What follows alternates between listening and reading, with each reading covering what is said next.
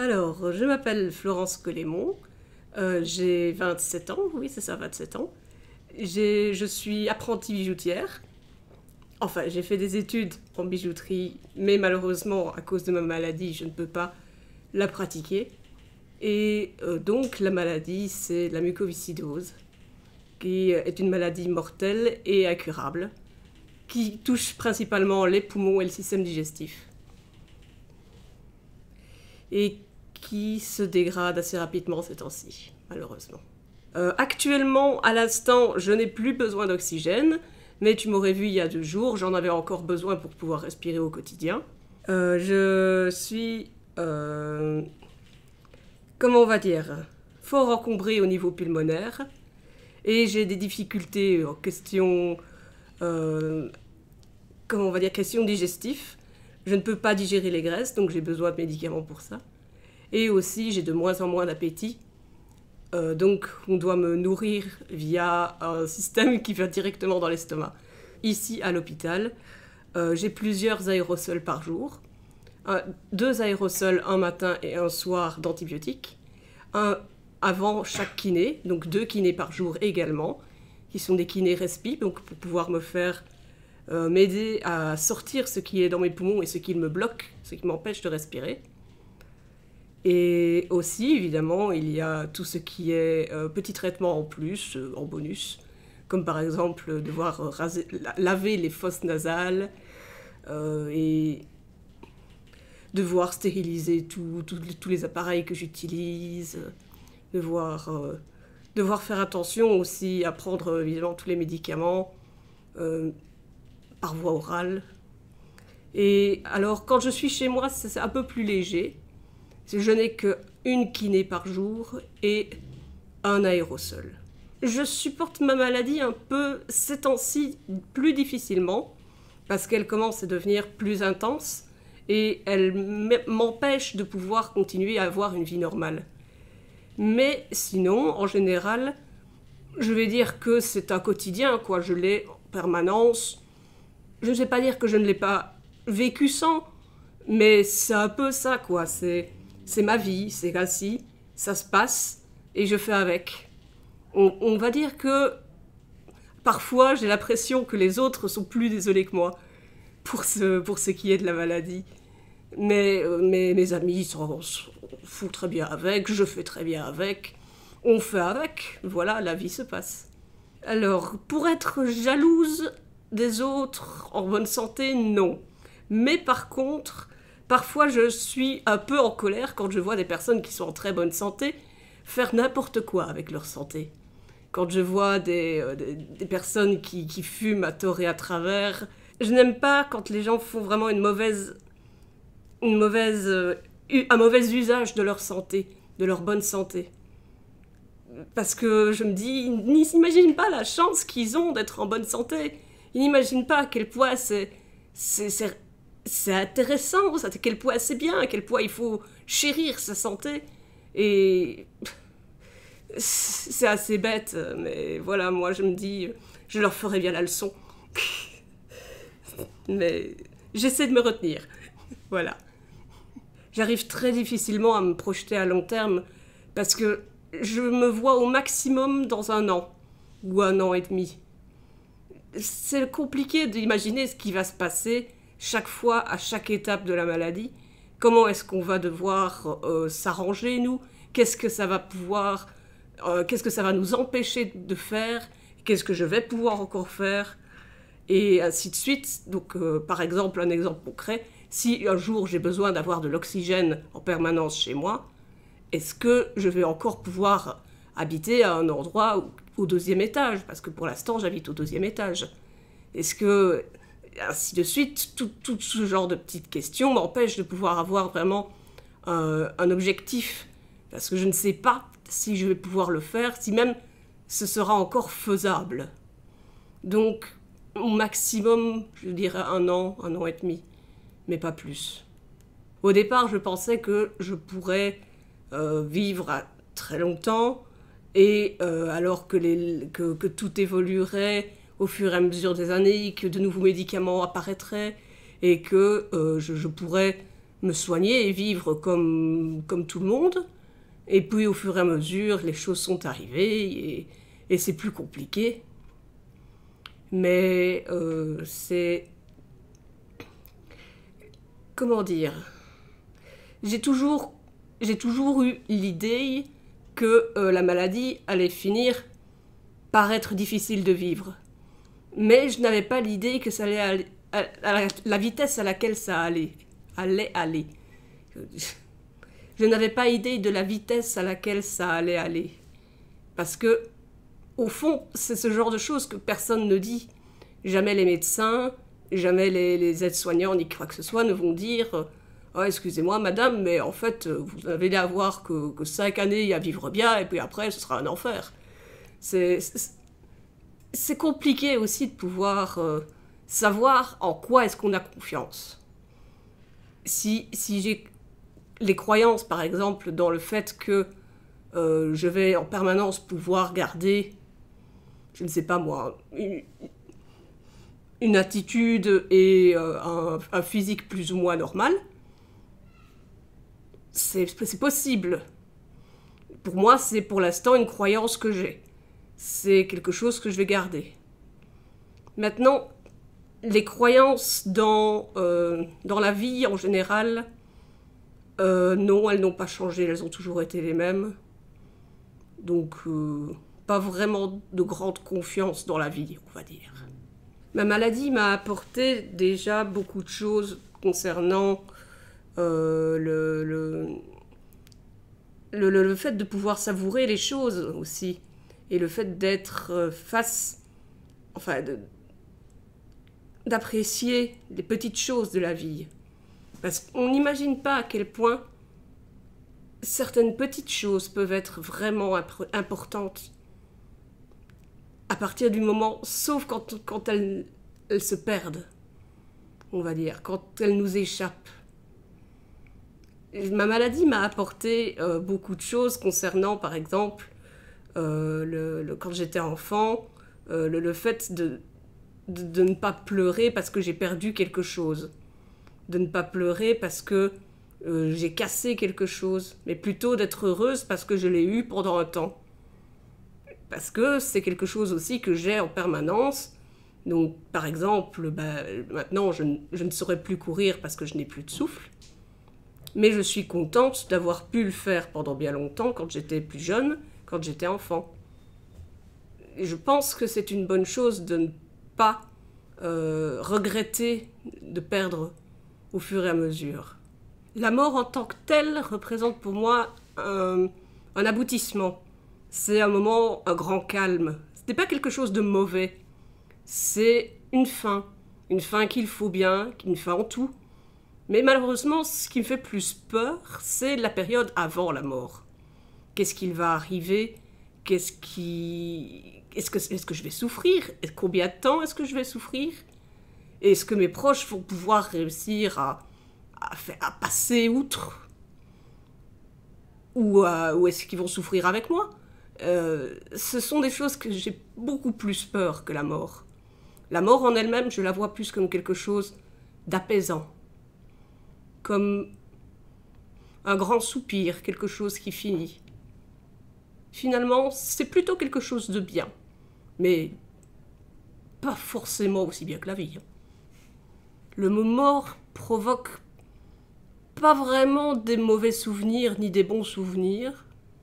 À vrai dire, j'ai plutôt peur de la réaction qu'auraient les gens à partir du moment où j'en parle moi. Parce qu'il m'arrive d'en parler, il m'arrive de dire que voilà, j'ai une maladie mortelle, et j'ai plus peur de la réaction des personnes qui sont face à moi. Je n'ai pas peur de mourir, non. Mais j'ai peur de souffrir avant la mort. Ou bien encore, j'ai peur d'avoir un long moment, très long moment, où je ne puisse absolument rien faire avant de mourir. Vraiment, être alité, sans rien pouvoir faire, sans rien pouvoir bouger longtemps et en m'en rendant compte surtout. Est-ce qu'à ce moment-là, je serais toujours consciente, je ne serais pas consciente, tout ça, ce sont des choses dont je me pose comme question. Être prête à mourir, c'est compliqué parce que encore une fois, je ne suis pas seule dans toute cette histoire. Il y a bien... Moi, oui, je me dis qu'à un moment donné, je vais devoir mourir. Comme tout le monde, on va dire. Donc, ça ne me fait pas peur. Je me dis, voilà, c'est dans la logique des choses. Moi, je vais devoir mourir peut-être plus tôt que les autres. Mais ce n'est pas un gros problème. C'est comme ça. Mais... c'est... comment on va dire? C'est plutôt pour... c'est peut-être égoïste de dire ça, mais c'est plutôt pour mes proches que je m'inquiète. J'aimerais bien qu'ils soient aussi près que moi, le jour où je vais partir. J'aimerais mourir calmement, sans douleur. En m'endormant, ce serait parfait. Je m'imagine plus en train d'agoniser. Je sais que c'est un peu compliqué comme vision, mais j'ai plutôt cette idée-là. Je me vois plus dans un lit d'hôpital, avec des câbles partout, avec des tuyaux partout, avec les médecins qui est en train de tirer sur le fil pour me garder en vie. Et je me vois plus en train d'attendre ce fameux moment où je pourrais enfin mourir. C'est un peu l'idée que j'ai. Maintenant, c'est une idée très sombre. Peut-être que ce ne sera pas comme ça, je l'espère. Mais c'est l'idée que j'ai. J'avoue que j'aimerais bien assez qu'on se rappelle de moi après ma mort, mais pas forcément en tant que personne, enfin si on peut, mais plutôt à travers mon travail, parce que je fais de la bijouterie, et j'aimerais bien laisser un petit peu de mes bijoux, un peu de ce que je fabrique derrière moi, et qu'il y ait une petite trace comme ça de moi sur cette terre, que certaines personnes puissent après mettre mes bagues et se dire « Ah, c'est une jolie bague, je me demande qui c'est qui l'a fait ». Et que ce soit une petite trace de moi. Je trouve que la vie est beaucoup trop courte. Elle s'est courte. Elle est de plus en plus courte. C'est compliqué à dire, mais j'aurais aimé comprendre à quel point la vie était courte plus tôt. Comme ça, j'en aurais sans doute plus profité.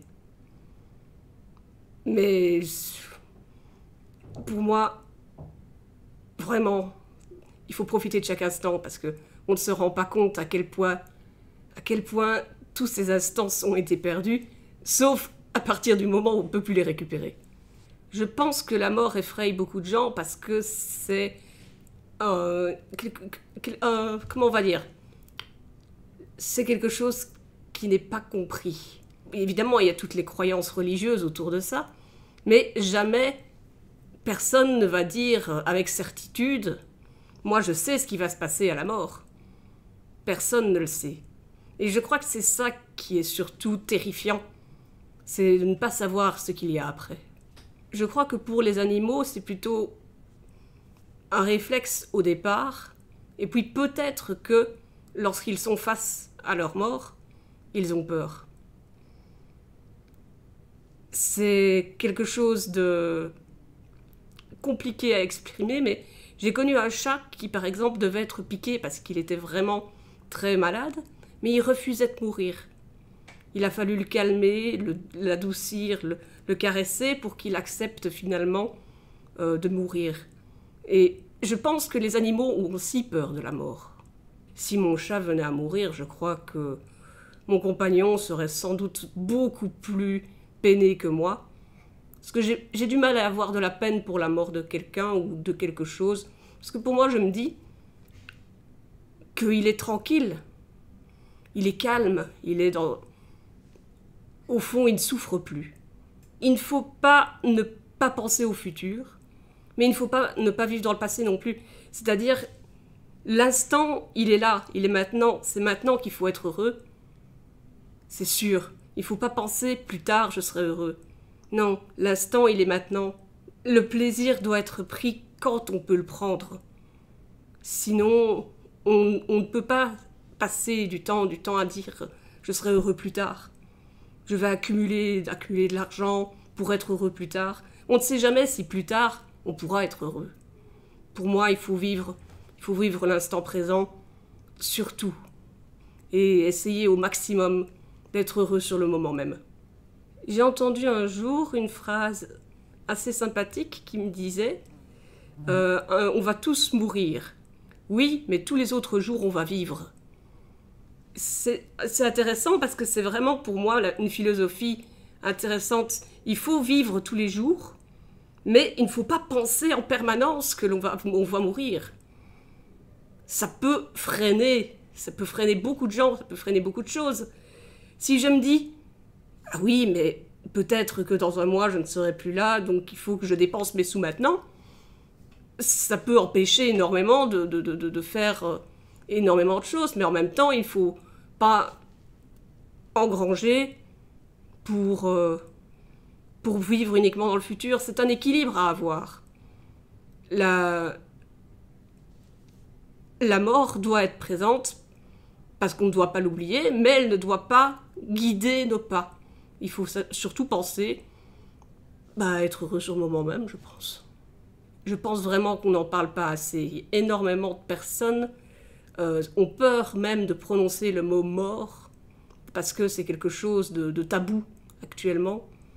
Mais si on désacralisait un petit peu la mort, si on en parlait plus souvent justement, peut-être on aurait-on moins peur et que on éviterait de faire de grosses bêtises aussi autour de tout ça. Parce que énormément de choix sont pris parce qu'on refuse de penser même à l'idée que la mort puisse être quelque part, puisse être là. Et c'est très problématique pour la vie de certains. Selon moi, on doit en parler. Je suis plutôt pour l'euthanasie, en effet. Parce que, comment on va dire, il y aura toujours des personnes qui vont souffrir énormément et qui pourront être assistées par toutes les technologies actuelles que l'on voit dans les hôpitaux pour continuer de vivre. Mais est-ce que c'est une vie ? Est-ce que c'est une vie d'être en permanence en train de souffrir ? Non, pour moi, l'euthanasie est quelque chose de nécessaire. Je crois que toutes les vies se valent. Je crois franchement qu'il n'y a pas une vie qui vaut moins qu'une autre. Maintenant, si il y a toujours le potentiel de est-ce qu'une personne va vivre plus longtemps qu'une autre? Est-ce qu'une personne fait un meilleur usage de sa vie qu'un autre? Mais c'est pour moi la vie en elle-même est un cadeau qui a été offert à tout le monde. Et cette vie, cette étincelle de vie existe pour tout le monde et a la même valeur pour tout le monde. Loïc, 24 ans, atteint d'une maladie génétique dégénérative qu'on appelle myopathie. Et j'envisage prochainement, pas tout de suite, en tout cas j'espère, d'avoir recours au suicide assisté une fois que j'estimerai que les contraintes liées à mon handicap sont trop lourdes et que je déciderai de mettre fin à mes jours, tout simplement. Ma maladie, c'est donc une maladie génétique dégénérative qui touche l'ensemble de mes muscles, de tout mon corps, partout. Et dégénérative parce que au début de ma vie, jusqu'à l'âge de 7-8 ans par là, je pouvais marcher, courir, sauter, faire tout ce que tout le monde fait à cet âge-là. Et à partir de l'âge de 7 ans, j'ai eu vraiment beaucoup de mal à marcher. J'ai dû avoir recours à un fauteuil roulant, manuel et maintenant électrique. Et je perds vraiment l'usage de mes muscles. C'est-à-dire qu'avant je pouvais lever le bras et puis maintenant je peux plus. Je peux même plus me gratter la tête, je peux plus faire grand chose et ça va pas en s'améliorant.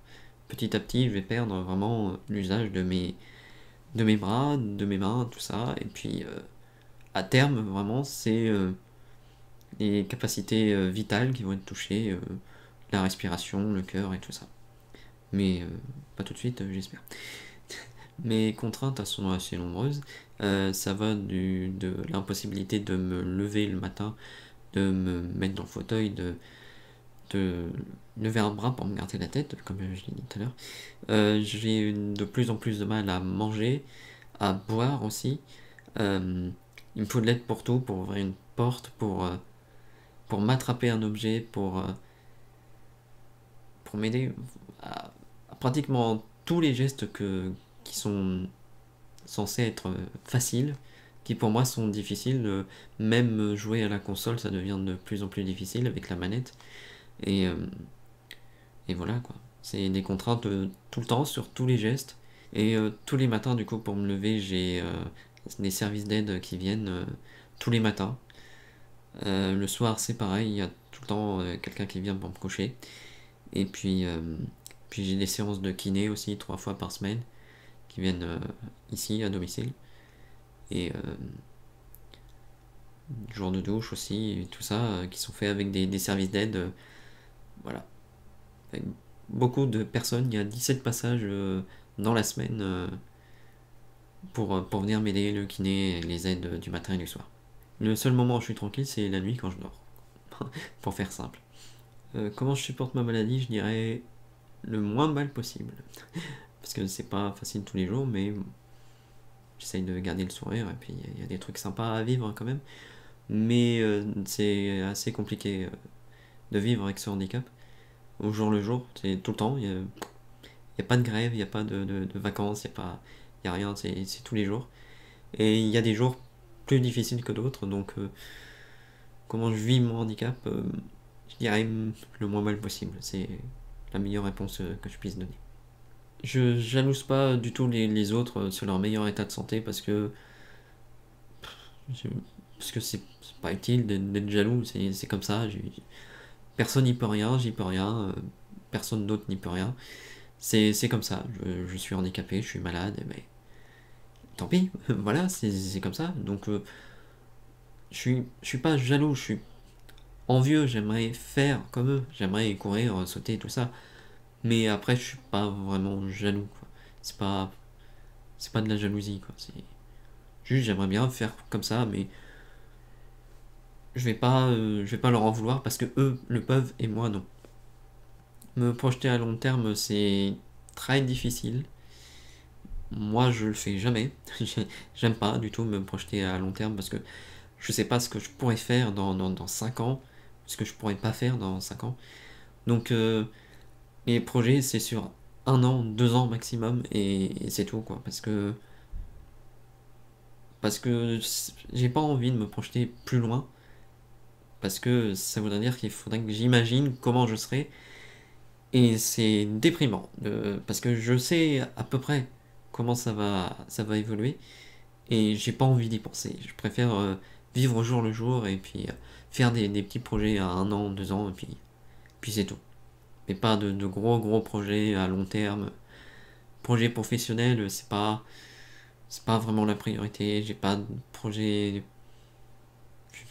En fait, j'ai pas vraiment de projet en fait. Juste, je vis au jour le jour, je fais ce que j'aime, j'essaye de faire ce que j'aime, et puis voilà, c'est tout. J'envisage de recourir au suicide assisté, qui consiste juste à- En vrai, j'ai pas vraiment regardé dans le détail. Je sais que c'est possible, pas en France malheureusement. Je sais que c'est possible, je sais où il faut aller, et puis juste de mettre fin à ma vie, et puis voilà. Et pourquoi je veux faire ça? Parce que tout simplement, je sais que je pourrais pas vraiment supporter de plus pouvoir rien faire, de plus pouvoir lever le bras, de plus pouvoir jouer à la console, jouer au PC. Parce que si j'ai pas ça, j'ai rien. Donc si c'est juste me lever, avoir une journée où je fais rien qui m'intéresse, qui me plaît, ou tout ça, et je sais que je pourrais pas le supporter. Je pourrais pas supporter de devoir demander de l'aide pour tout. déjà c'est compliqué de demander de l'aide pour moi, et ça va pas s'arranger, et j'ai pas envie que les aidants qui sont autour de moi, notamment ceux qui font partie de ma famille, notamment ma mère et ma sœur, je veux pas qu'elles m'aident tout le temps, qu'elles passent leur vie à m'aider, parce que je pourrais pas le supporter, je pourrais pas supporter de pouvoir rien faire et de tout le temps demander de l'aide. Je peux pas. C'est pas possible pour moi. Donc quand j'estimerai que les contraintes seront trop lourdes, bah, au final c'est quand je pourrai plus du tout jouer aux jeux vidéo, qui est juste ma passion en fait. Et si j'ai pas ça, je fais rien. Donc si je peux plus faire ça, si je peux plus lever le bras, si je peux plus rien faire, pour moi, il y a aucun intérêt à vivre tout simplement.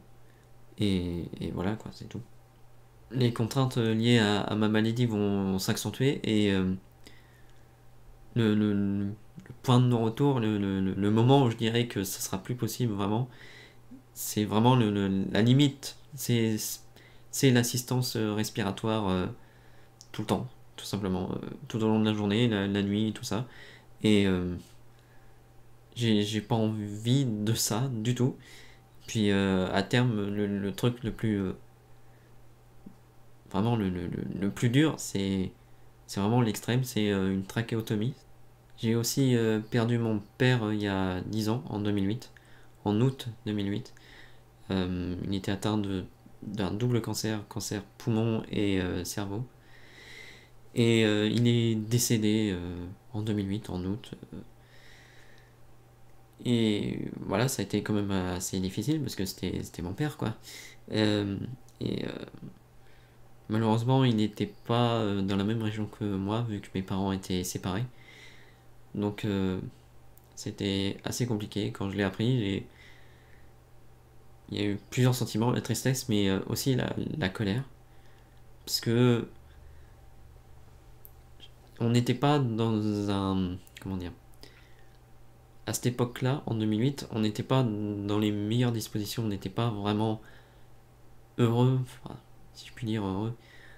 On était vraiment très mal à ce moment-là, à cause du divorce de mes parents, du fait que j'ai dû me rendre du coup dans un, un centre de rééducation où j'étais tout le temps là-bas, toute la journée, et à côtoyer d'autres handicaps qui étaient quand même assez difficiles. Et on n'était vraiment pas bien dans cette région, et c'est arrivé à ce moment-là. Et donc du coup, il y a eu plusieurs sentiments, la tristesse et la colère aussi, parce que j'en avais marre, la vie qui me faisait chier, tout simplement, qui d'abord me donnait cette maladie qui m'emmerde vraiment beaucoup, et puis après le divorce de mes parents, le décès de mon père, c'était vraiment la colère et la tristesse, et, et voilà, et c'est quand même toujours douloureux, même si bon, c'était il y a 10 ans, mais voilà, mon père me manque, quoi, tout simplement. La chose qui m'a le plus marqué dans le décès de mon père, c'est la rapidité à laquelle c'est arrivé je sais pas, 3 ans avant, il a découvert qu'il avait un double cancer. Et en 3 ans, c'était fini. Et limite, la semaine d'avant, je lui parlais et tout ça, on s'appelait et tout ça. Et puis, une semaine après, c'était fini. Et c'était vraiment la rapidité à laquelle c'est arrivé.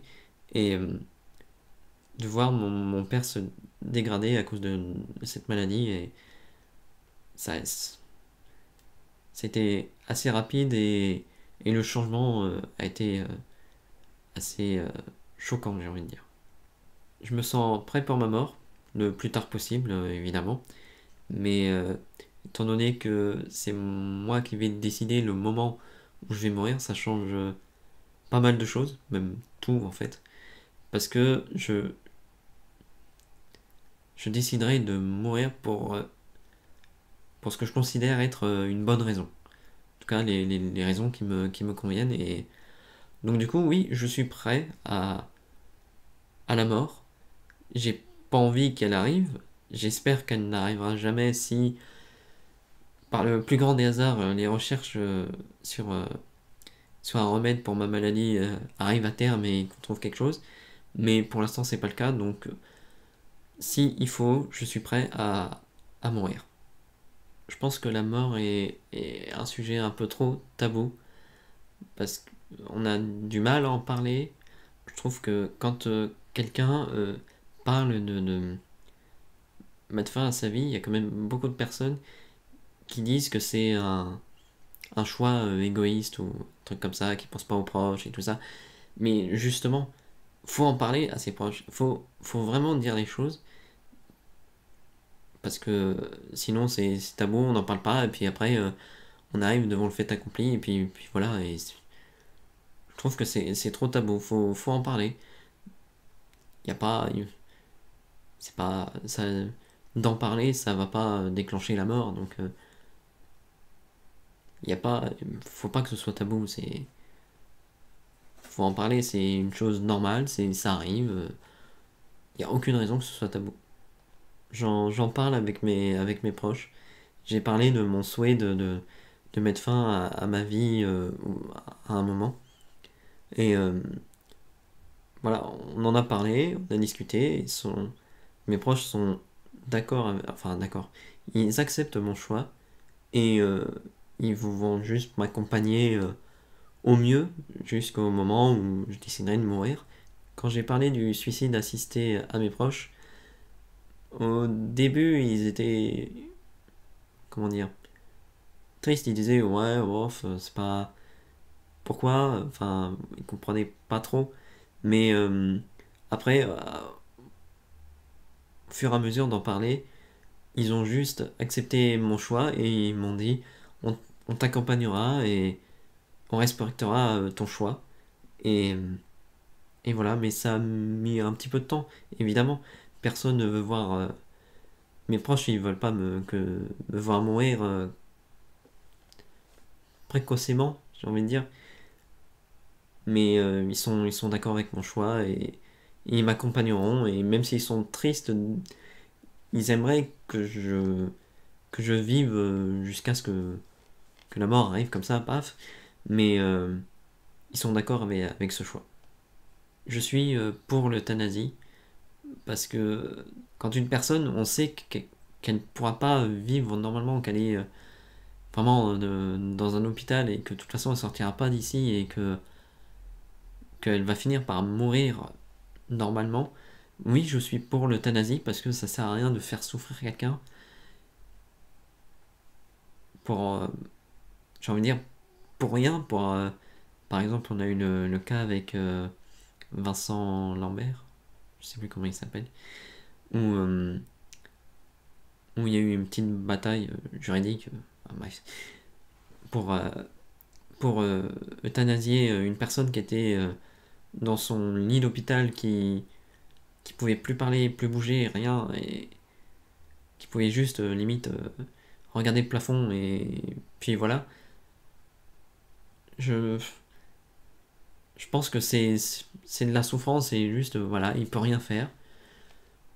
Les jours se passent, se ressemblent et il fait rien et pour moi c'est vraiment c'est une limite de la torture, je pense. Pour moi, c'est de la torture de, de, de laisser quelqu'un souffrir comme ça. Parce que je pense que cette personne-là souffrait, surtout elle avait dit que si ça arrivait, si il ne venait comme ça, il ne voulait pas qu'on s'acharne, parce que tout simplement, il y avait plus d'espoir, de toute façon. Donc, à partir du moment où il n'y a plus d'espoir que la personne, même si elle est consciente ou même inconsciente ou quoi, ça sert à rien de s'acharner pour, pour rien, parce que de toute façon, ça s'améliorera pas. Donc, je suis pour l'euthanasie, oui. Pour moi, la famille a le droit de décider de la mort d'un des membres de la famille quand il est plus capable, parce que justement, il n'en est plus capable, et si... Après, c'est pour ça qu'il faut en parler de la mort, quoi. Parce que quand on arrive dans ces situations-là où il y a un membre de la famille qui ne peut plus dire ben écoutez, je veux mettre fin à mes jours, de pas en avoir parlé avant, on en arrive à des trucs comme ça où il y a des choix qui sont faits et c'est pas forcément les choix de la personne parce qu'elle n'en est plus capable. Mais je pense quand même que la famille a le droit parce que c'était les personnes les plus proches de la personne. Donc ils peuvent savoir comment elle pensait et comment, en tout cas, être le plus proche de la pensée de la personne. Je suis évidemment pour le suicide assisté en France parce que je pense que tout le monde a le droit de choisir quand il va mourir. Même si ça peut paraître comme un choix égoïste, bah, c'est la personne qui choisit, c'est sa vie, et j'ai envie de dire, c'est sa mort. Donc de pouvoir choisir le moment de sa mort, je pense que c'est une bonne chose. Parce que chacun devrait avoir le droit de dire, bah, j'ai fait le tour de ma vie, donc je décide de l'arrêter, puis voilà. Ou alors je suis trop handicapé, comme c'est mon cas, et je décide à un moment de dire stop, j'arrête, j'en ai marre, et je mets fin à ma vie. Donc je suis évidemment pour le suicide assisté. Tout le monde devrait avoir le droit de choisir quand mourir et comment mourir. Le message que j'aimerais faire passer dans cette vidéo, c'est surtout de parler de la mort. Faut pas que ce soit un sujet tabou, et faut accepter qu'il y ait des gens qui veulent mettre fin à leur jour de la façon dont ils veulent et quand ils veulent, parce que c'est un choix qu'on fait soi-même, et même si nos proches peuvent ne pas comprendre tout ça, bah non, il n'y a pas à comprendre ou pas, il y a juste à accepter, parce que une personne, c'est sa vie, c'est sa mort, c'est la personne qui choisit, et on a juste à accepter ça. Et quand la personne ne peut pas choisir, ben, c'est plus compliqué. C'est pour ça qu'il faut en parler. Parce que quand une personne ne peut pas dire ce qu'elle pense, c'est trop tard. Il faut en parler avant. Faut pas avoir peur d'en parler. Et, euh, et j'aimerais vraiment que soit autorisé le suicide assisté. Parce que, voilà, dans cette optique-là, que tout le monde puisse choisir quand mourir et comment mourir. Parce que au moins, on est prêt. C'est ça en fait. Le suicide assisté, c'est quand on est prêt, quand on veut et de la façon dont on veut. Donc, franchement, je veux vraiment que qu'on ait cette possibilité en France. Bonjour, moi je m'appelle Toine Warland. Je suis atteint de la myopathie de Duchenne. Bon, j'ai une maladie qui ronge peu à peu les muscles. Et malgré le fait que j'ai une petite espérance de vie, je ne sais pas quand je vais mourir. Ben, je supporte ma maladie comme je peux. Je me dis que il y a toujours pire que soi. Et malgré les problèmes, et là je suis bien soutenu. Ma famille me soutient. J'ai des amis, donc je vis bien. Je vis très bien ma maladie. Est-ce que je suis jaloux des autres? Non. Car on a tous des problèmes un jour ou l'autre. Personne n'est protégé de quelque chose. Et je me dis qu'ils ne connaissent pas ce que c'est, donc je ne vais pas être jaloux. Puisqu'ils ne savent pas, ils ne savent pas ce que c'est, donc moi ça ne me dérange pas. Les gens sont heureux comme ça.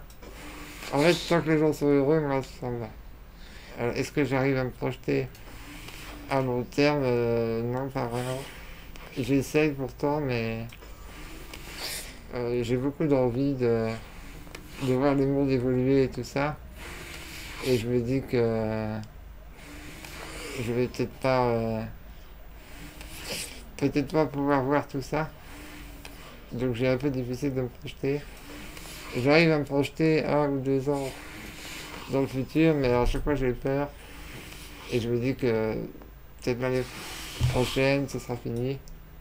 qu'est-ce que ma maladie m'a apporté, je vois les choses autrement.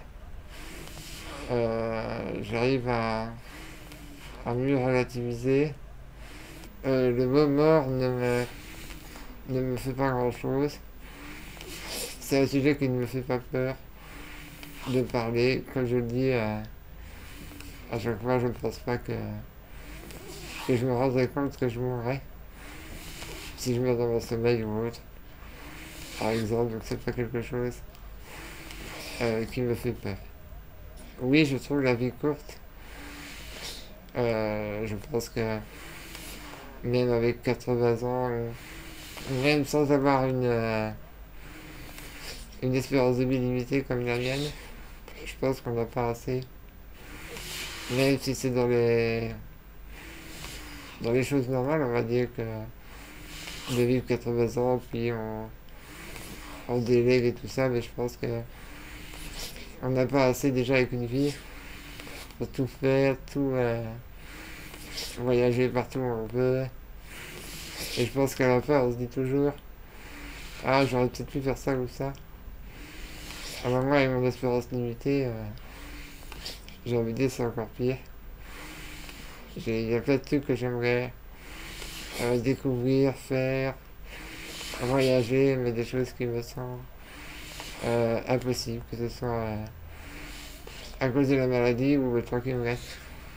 C'est des choses qui m'attristent un peu, j'ai envie de dire. La mort est très tabou dans notre société, alors que c'est quelque chose de naturel, et je pense que le fait d'en parler permet à certains de se soulager et de se dire qu'ils ne sont pas seuls et que il ne faut pas vraiment avoir peur de la mort, même si on l'a tous un peu, ce qui est naturel, mais on n'en parle pas assez de la mort. Franchement, je trouve que c'est... Après tout, c'est un sujet comme un autre. On meurt tous un jour. Je souhaite laisser un message aux gens qui regardent cette vidéo et leur dire que vous avez toujours pire que vous. Pensez toujours à vous dire que la vie, il n'y a que ça. Il n'y a pas autre chose. La mort, c'est rien. La mort, c'est la fin de tout. Donc, surtout restez heureux. Et essayez de rester heureux. Malgré les difficultés, battez-vous. Et demain sera toujours un jour meilleur. Je m'appelle Estelle, j'ai 25 ans et j'ai côtoyé la mort plusieurs fois à cause de mes maladies. Donc j'ai plusieurs maladies chroniques et surtout cardiaques que j'ai depuis toujours. Et ça a commencé quand j'avais 3 ans. Et je m'en suis rendu compte à mes 19 ans, quand je me suis retrouvée à l'hôpital en ayant fait une crise, sauf que je me souviens quasiment de rien. Je me suis réveillée à l'hôpital et j'ai refait la même à mes 23 ans. Il y a des crises qui font que la douleur est tellement énorme qu'elle devient insupportable. Je peux la supporter 4, 5 heures, 6 heures, plus s'il faut. Mais si ça continue, il y a un point de non-retour qu'on appelle les douleurs suicidaires. Et là, c'est un moment qui m'avait marqué parce que je suis pas du tout quelqu'un de suicidaire, au contraire. Et c'est arrivé une fois, j'avais 19 ans. Et en fait, j'étais totalement HS. Je pouvais pas bouger tellement j'avais mal. Et arrivé au bout de plusieurs heures, je me suis dit, si j'avais un flingue à côté de moi, je m'en servirais sans hésiter. Alors que j'ai pas du tout dépensé comme ça habituellement, quoi. Et du coup, au fil des crises, j'ai réussi à développer je sais pas si on peut appeler ça on va pas dire qu'on fait de la méditation quand on a mal, mais en gros, c'est vraiment séparer l'esprit du corps pour pouvoir supporter ça, en fait. Et je sais que depuis, ça m'est pas arrivé une seule fois de me dire si j'avais un flingue, je m'en servirais. Mais c'est quelque chose... Après, c'est un travail sur soi. Je sais pas comment expliquer ça, mais Je pense qu'il faut le vivre pour le comprendre. Mais je pense, on n'a pas le choix. Sinon, si on n'arrive pas à dissocier l'un de l'autre, je pense que si ça arrive trop souvent, soit on devient fou, soit on fait des choses qu'on n'aurait pas fait habituellement. Je supporte mes maladies au quotidien et j'ai pas le choix. Donc, du coup, mentalement, je me dis, vu que j'ai pas le choix, je suis obligée d'y faire face. Et du coup, je préfère prendre les bons côtés que j'ai à côté, plutôt que me concentrer sur tout le négatif que ça peut m'amener. Et je sais pas comment expliquer ça, mais enfin, je le vis au quotidien. Donc moi, c'est mon quotidien depuis que je suis gamine. Donc pour moi, c'est normal. Et je sais pas comment expliquer ça. Enfin, je sais que j'ai des proches qui me disent ouais, t'es tout le temps rendu à l'hôpital, machin, t'as tout le temps des crises et tout. Et en fait, vu que moi, c'est mon quotidien, j'ai toujours été habituée à ça. C'est pas comme si ça m'arrivait du jour au lendemain. Donc, bah, je fais avec. Il y a des jours, bah oui, je vais rester clouée dans mon lit et je vais pas bouger. Et je me dis, c'est une journée de perdu, mais le lendemain, je vais me lever et puis je vais attaquer, quoi. J'ai pas le choix, donc je vis avec. J'ai pas le choix. Je ne suis pas jalouse des autres parce que... Enfin, de leur état de santé. Parce que je me dis, si j'ai ça, il y a une raison. Et moi, je suis heureuse dans ma vie malgré ça. Et je me dis, il y a peut-être des gens qui sont en bonne santé et qui ne le sont pas. Et de toute façon, je ne suis pas eux. Donc, j'ai juste à me préoccuper de moi, en fait, pas des autres. Donc, je m'en fiche un peu de ce qui se passe chez les autres. Après, c'est sûr que je pourrais les envier, ça c'est sûr. Mais non, comme je l'ai dit avant, c'est dans mon quotidien et je vis avec. Alors non, j'arrive pas du tout à me projeter à long terme parce que, enfin, je le fais, j'essaye de le faire de plus en plus, mais c'est vrai que je le fais pas du tout. Je m'imagine pas dans 5 ans, ni même l'année prochaine, ni dans 10 ans, ni si j'aurai une famille, des enfants. Je vis au jour le jour et je sais pas si ça changera un jour, mais je supporte mieux les choses en vivant au jour le jour que de m'imaginer dans 10 ans alors que ça peut s'arrêter avant. Et je me dis, même sans mes maladies, je peux avoir un accident demain ou quoi que ce soit. Donc, même en dehors de ça, non. J'imagine pas du tout, l'avenir, que ce soit demain ou pas du tout. Alors, forcément, au fil des expériences que j'ai pu avoir, j'ai eu un état d'esprit qui a évolué à chaque fois, qui a changé. Et je me dis qu'il y a des choses qu'on ne comprend pas encore. Les médecins cherchent toujours ce que je peux avoir.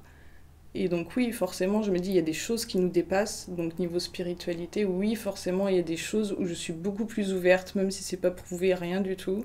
Je suis beaucoup plus ouverte. Il y a une des fois où je me suis retrouvée à l'hôpital. Et en fait, le seul souvenir que j'en ai, c'est que j'étais dans le brancard qui m'emmenait aux urgences. Et je voyais tous les signaux vitaux qui étaient tous dans le rouge et beaucoup trop élevés. Et en fait, pour les médecins, j'étais pas consciente, alors que moi, je voyais cet écran et je l'ai vu de A à Z. Bon, après, ça a été le trou noir et je me suis réveillée dans un lit. Mais à ce moment-là, je me suis dit, pour eux, je n'étais pas consciente et c'était limite trop tard. Et moi, je voyais cet écran. Et je leur ai dit, après coup, je leur ai dit, il y avait tel chiffre. Et ils m'ont dit, bah oui, c'était ça. Donc, forcément, à ce moment-là, je me suis dit, bon, je sais que le cerveau peut faire des trucs assez fous.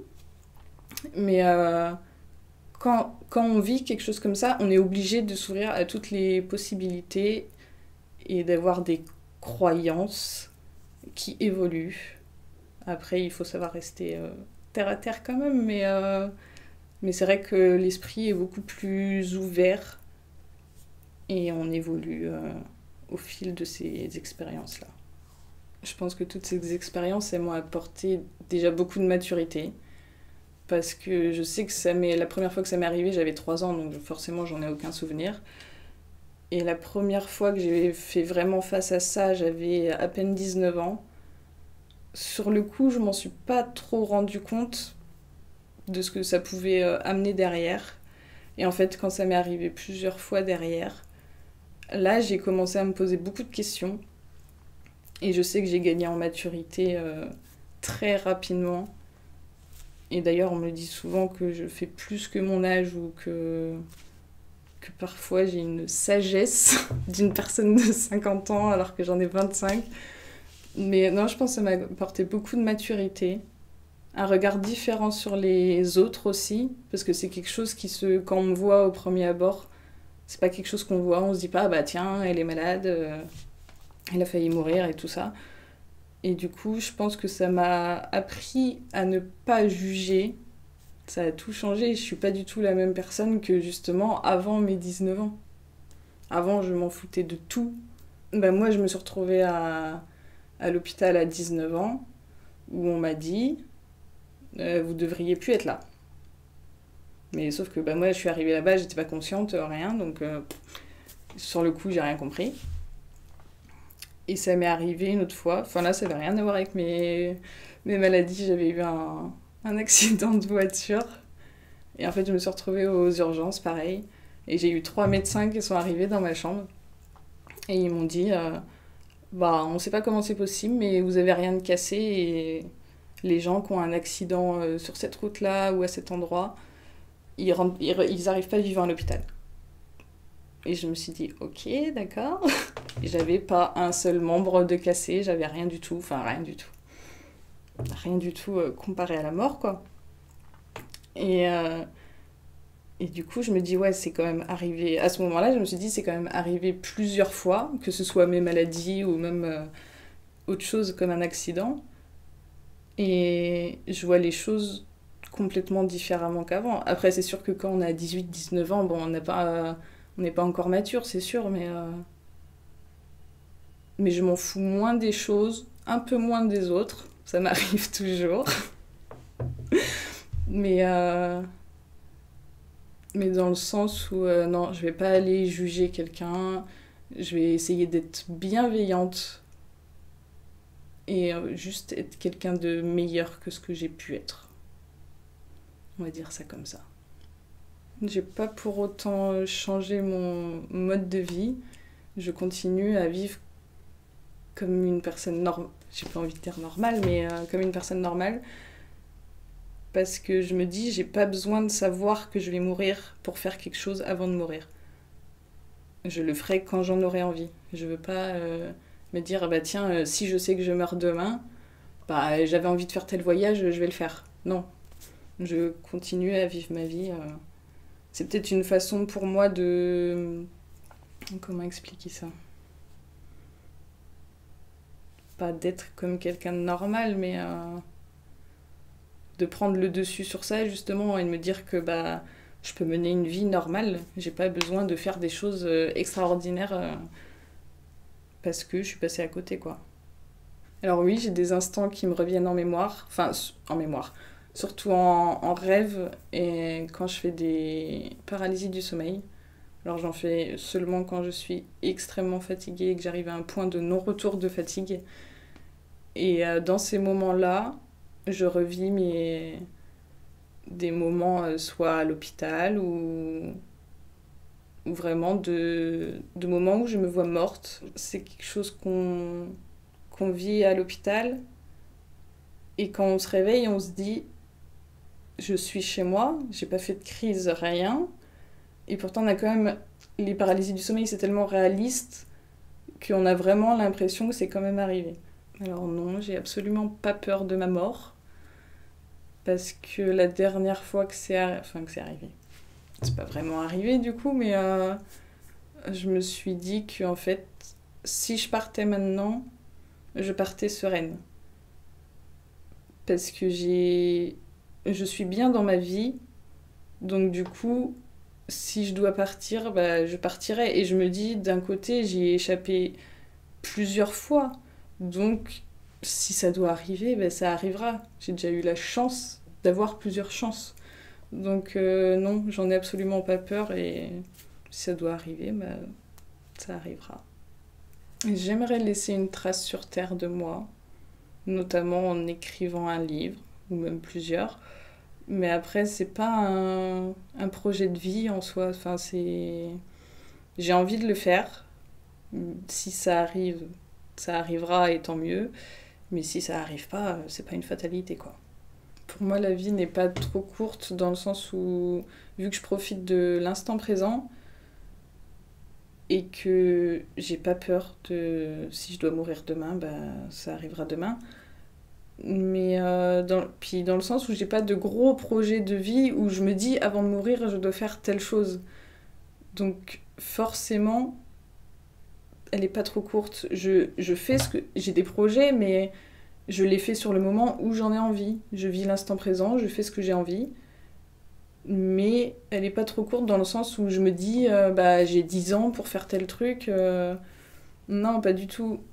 Après, je pense que tout dépend comment on en profite. Mais pour moi, elle est pas trop courte. Certes, elle passe vite quand plus on grandit et plus ça passe vite. Donc oui, ça passe vite, mais dire qu'elle est trop courte, non. Je ne souhaite pas du tout être immortelle parce que je pense que ça enlèverait tout ce que l'être humain est. On n'aurait plus du tout les mêmes sensations, les mêmes envies. Et je pense que plus on vieillirait, si on pouvait vivre des siècles, je pense qu'on n'aurait plus du tout les mêmes émotions, les mêmes sentiments. Et je pense que au bout d'un certain temps, tout se réduirait pour devenir plus rien, en fait. Je me dis justement, c'est parce qu'on sait qu'on va mourir on suit nos envies, on suit notre instinct, on a des émotions, tout ça. Et je me dis, si on devient immortel, déjà que l'être humain s'ennuie, si on le devient, ce sera encore pire. Et non, pour moi, ce serait pas tuer l'être humain, mais en faire quelque chose d'autre, en fait. Ce serait plus humain pour moi de devenir immortel. Les gens ont peur de la mort parce que les gens ont peur de l'inconnu. Et ils ne savent pas du tout comment ça va se passer, quand, ni comment, ni ce qu'il y a après, ni rien. Donc l'être humain, dès qu'il a peur, bah il fuit. Et je pense que c'est juste pour ça que l'être humain a peur, c'est parce qu'il ne sait pas. Et sans savoir, bah on a peur. Je pense que oui, forcément, les animaux ont peur de leur mort dans le sens où ils ont quand même une conscience. Ils sont intelligents à leur manière, donc oui, je pense que s'ils la sentent arriver, oui, forcément, ils en ont peur aussi. Moi, je vois par exemple, j'ai eu ma chienne, j'ai dû l'emmener chez le vétérinaire. À la base, c'était juste pour un examen de contrôle, une routine, et en fait, il s'est avéré qu'elle avait une tumeur. Et j'ai bien vu, ça faisait quelques jours que on voit au niveau du comportement que bah oui, c'est pas la même. Donc je pense que oui, les animaux, ils ont leur conscience, donc ils peuvent bien avoir peur d'un bruit ou de quelque chose qui passe ou quoi que ce soit. Donc oui, je pense qu'ils peuvent avoir peur de la mort, même si c'est pas quelque chose de concret en face d'eux. J'ai très mal vécu le décès de mon chien parce que bah, à la base, elle n'est pas morte de vieillesse et c'est pas quelque chose auquel on s'attendait. Donc déjà, forcément, quand on s'y attend pas, c'est forcément pire. Et je l'ai très très mal vécu parce que c'est quelqu'un qui me suivait au quotidien, qui était toujours dans mon quotidien. Je suis quelqu'un qui vit seul. Et du coup, vraiment, même se retrouver sans animal de compagnie du jour au lendemain, c'est compliqué. Et j'ai vraiment l'impression d'avoir perdu quelqu'un de ma famille. Donc même 1 an et demi après, j'ai toujours autant de mal. Et si je continue d'en parler, j'ai la voix qui tremble. Donc c'est quelque chose que oui, j'ai très très mal vécu. Et en plus dans le sens où quand elle a eu son examen, ils ont dû l'opérer dans la journée. Et en fait, ils m'ont appelé, elle était sous anesthésie, et ils m'ont appelé pour me dire que bah il y avait rien à faire et j'ai dû choisir si on la réveillait ou pas. Donc forcément, c'est une décision qui est pas facile à prendre. Même 1 an et demi après, j'ai en pleuré, quoi. J'ai pas pu lui dire au revoir parce que bah du coup j'ai choisi de pas la réveiller. Ce qui lui restait de toute façon que quelques jours, et vu comment elle souffrait avant, c'était même pas la peine. Parce que même moi, en tant qu'humain, du jour au lendemain, je me retrouve tétraplégique ou à pu pouvoir vivre physiquement bien comme je vis maintenant avec mes 2 jambes et mes 2 bras. Je sais que je préférais mourir que d'être tétraplégique, donc j'ai fait ce choix-là. Ça peut paraître égoïste ou quoi, mais je l'ai fait par rapport à moi. Actuellement, j'ai pas besoin de penser à ma mort pour être heureuse dans ma vie, mais il m'a fallu ce déclic d'y penser et que ça peut arriver demain et à n'importe quel moment pour pouvoir être heureuse. Donc j'ai eu besoin de ce déclic dans le passé. Aujourd'hui, non. Je vais pas penser au jour de ma mort. Et au contraire, ce serait une raison pour que je sois moins heureuse que ce que je le suis aujourd'hui. Donc dans le présent, non. Mais dans le passé, oui, il m'a fallu ce déclic d'y penser et de le vivre et de l'imaginer aussi pour pouvoir être heureuse. Mais à l'heure actuelle, j'en ai plus besoin. Et c'est justement ça, je pense, qui me rend plus épanouie aussi dans ma vie. Je pense que le point final, ça revient à ce que j'ai dit tout à l'heure, c'est vraiment de dédramatiser ce qu'est la mort. Et vraiment de vivre vraiment à l'instant présent, pas en se disant parce que je vais mourir. Mais il faut vraiment, je pense qu'il faut vraiment dédramatiser les choses. Après, je sais pas pourquoi toi tu fais cette vidéo, mais après, je pense que si je suis là, oui, c'est pour que les gens arrêtent de voir ça comme une fatalité et que c'est comme ça doit arriver, donc ça arrivera et c'est comme ça. C'est tout. On n'a pas le choix.